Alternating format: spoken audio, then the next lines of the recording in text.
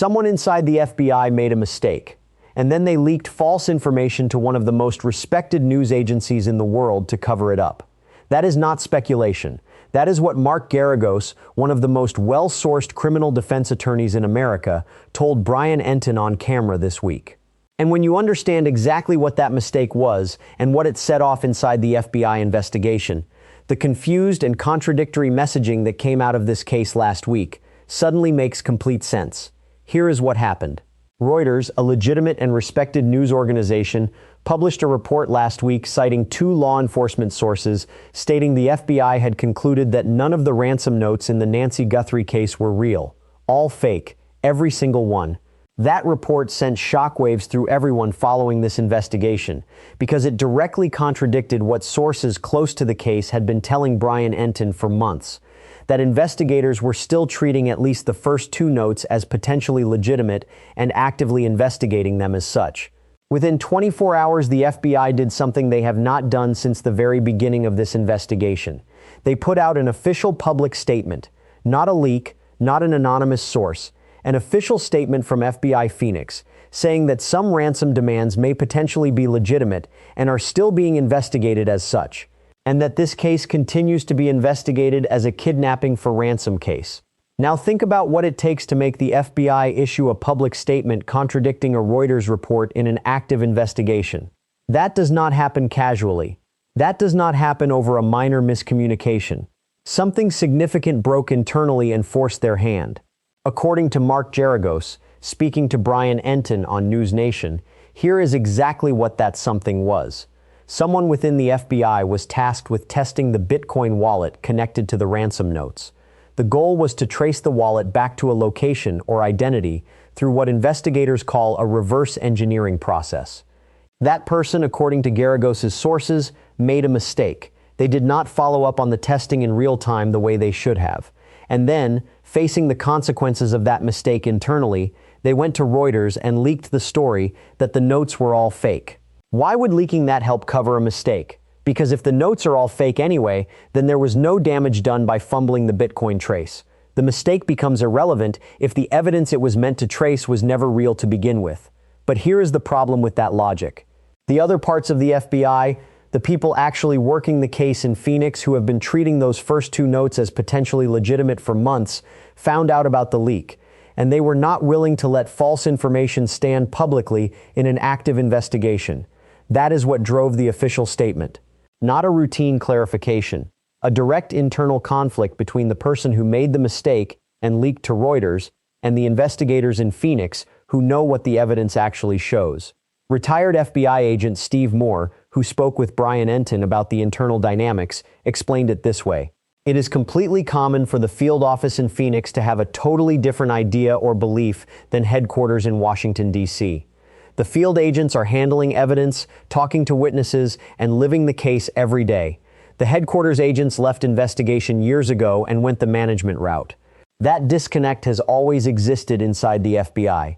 But in a case this high profile, it becomes visible in a way that embarrasses the Bureau publicly. Moore was clear about one more thing. Someone inside the FBI was talking to reporters without authorization. And that is something the FBI does not tolerate. The official statement was as much about shutting down the unauthorized leaking as it was about correcting the public record. Now here is the line from that official FBI statement that Steve Moore says everyone should be paying attention to. This case continues to be investigated as a kidnapping for ransom case. The FBI has not issued a public statement in months, not since the early press conferences. For them to break that silence specifically to reaffirm the kidnapping for ransom designation tells you something important. They are not moving off that theory. They are not pivoting to a different explanation for what happened to Nancy Guthrie. Blood on the porch, medication left behind, hearing aids on the counter, wallet untouched. An 84-year-old woman with mobility issues who cannot walk long distances unassisted. The FBI is still treating this as a kidnapping that ended in a death during the commission of that crime, and buried inside the federal criminal complaint for Derrick Callella, the man who sent fake Bitcoin texts to Annie Guthrie. Brian Entin found a detail about Nancy that had not appeared in any previous public report. Her hearing aid was left behind. We knew about the wallet, the phone, the medication, but the hearing aid sitting on the counter of a woman who needs it to function is one more piece of evidence that she did not choose to leave that house. The mistake that started all of this. The Bitcoin trace that went wrong, the leak to cover it up, the FBI statement to correct the record. All of it points toward one uncomfortable conclusion. This investigation has not been running smoothly behind closed doors, and the consequences of that are about to become very important. Okay, so let me get into what Sheriff Chris Nanos said this week. Because buried inside a routine interview with local Tucson station Cold was a detail about the DNA that every expert Brian Entin has spoken to has been hoping to hear confirmed for months. Nanos said this directly. We have a lot of DNA that we are still working with the labs, and it is not just our lab and the FBI lab. These are labs across the country, and they understand way better than the sheriff DNA concepts and new technology that exists. He described the challenge of overlapping DNA, where you touch a surface and 3 or 4 other people have also touched that same surface. Now you have 4 separate DNA profiles tangled together, and you have to separate each one cleanly before any of them become usable evidence. Now here is why that confirmation matters more than it might initially sound. Experts Brian Entin has been interviewing for weeks, had hoped this was happening but had no confirmation. Because the DNA in this case is not simple. There is a rootless hair found inside Nancy's home. No root means no nuclear DNA, which is the standard material used in most criminal database searches. What you can potentially extract from a rootless hair is mitochondrial DNA, which is inherited through the maternal line and requires completely different testing methodology handled by completely different specialists. Sending that hair to a lab that handles rootless hair specifically, rather than running it through a standard FBI protocol, is exactly the right move. And Nanos confirmed that is what is happening. Think about what that actually means for where this investigation stands. The DNA is not sitting in one lab waiting for one result. It is distributed across multiple specialist facilities, each working on a different component of the biological evidence simultaneously. One lab working on the overlapping profiles, trying to isolate individual contributors. Another working on the rootless hair with mitochondrial methodology. Another running genealogy comparisons against public and private databases, looking for partial family matches that can build a tree toward a living person. According to the DNA expert Brian Entin spoke to last week, the extraction phase is largely complete. The DNA has been pulled off the physical items recovered from the scene. What is taking time now is the sorting, separating overlapping profiles, running genealogy. And here is the detail that most people miss about genealogy databases. A miss today does not mean a miss forever. As more people voluntarily upload their DNA to ancestry platforms every single week, new partial matches appear that did not exist the month before.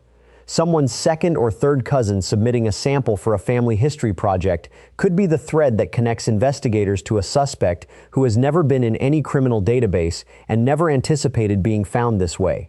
The Golden State Killer was identified after more than 40 years because a distant relative uploaded their DNA to a public genealogy platform. The investigators were not waiting for him to make a mistake. They were waiting for his family tree to become visible. That same patient, methodical process is running right now on the biological evidence recovered from inside Nancy Guthrie's home. Now let me bring in something Steve Moore said that has not received enough attention in the coverage of this week's developments. His assessment of what went wrong in the critical first hours of this investigation on the morning of February 1st. Moore said Pima County was extremely slow to pivot from treating this as a missing senior to treating it as a violent crime scene. And that delay in the first hours of a crime scene investigation can never be fully recovered from. Here is why that matters forensically.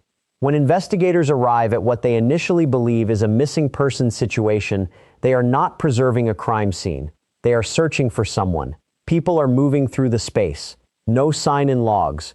No police tape sectioning off the driveway. No formal documentation of who entered which room at what time.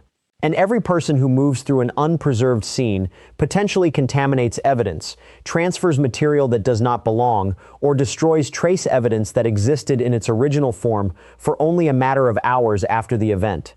Moore said the 2 signals that should have triggered an immediate pivot to crime scene protocol were visible early. The Ring camera had been ripped off the wall. People who walk away from home do not rip their own security cameras off the wall before leaving. And there was blood. Those 2 details together should have changed everything immediately. Crime scene tape on the driveway. sign-in logs, formal exclusion of areas. A philosophy shift from "we are finding a missing person" to "we are preserving evidence for a prosecution." According to Moore, had that pivot happened faster, had the FBI been brought in more aggressively in those first critical hours, this investigation may be in a different place right now. He was careful to say he was not there and could be wrong, but based on what is publicly known about how the scene was initially handled, he believes opportunities were lost in those first hours that cannot be recovered. And here is what makes that assessment land hardest. The federal criminal complaint against Derrick Callella, which Brian Entin reviewed in full this week, contains the official documented timeline of February 1st. At approximately noon on February 1st, Nancy's family entered her residence and determined she was missing. Law enforcement arrived shortly thereafter. That means several hours passed between when Nancy last sent any signal of life and when her home became an active law enforcement scene. Several hours during which the most time-sensitive forensic evidence sat unprotected and unpreserved. The hearing aid on the counter, the blood near the porch, the open door, the ripped camera, all of it sitting there for hours before the full weight of what that scene represented was formally recognized. Moore's conclusion is difficult to dismiss. This case, when it is solved, will be solved by either someone coming forward out of nowhere or investigators following spiderweb-thin leads and building something painstakingly into a prosecutable case. Not by a large task force overwhelming the investigation with resources. The window for that kind of early, overwhelming response has long passed, but here is the thing that changes the picture going forward. Someone connected to this crime is still out there, possibly more than one person, and they have been watching this investigation play out publicly for 5 months, watching the Reuters report.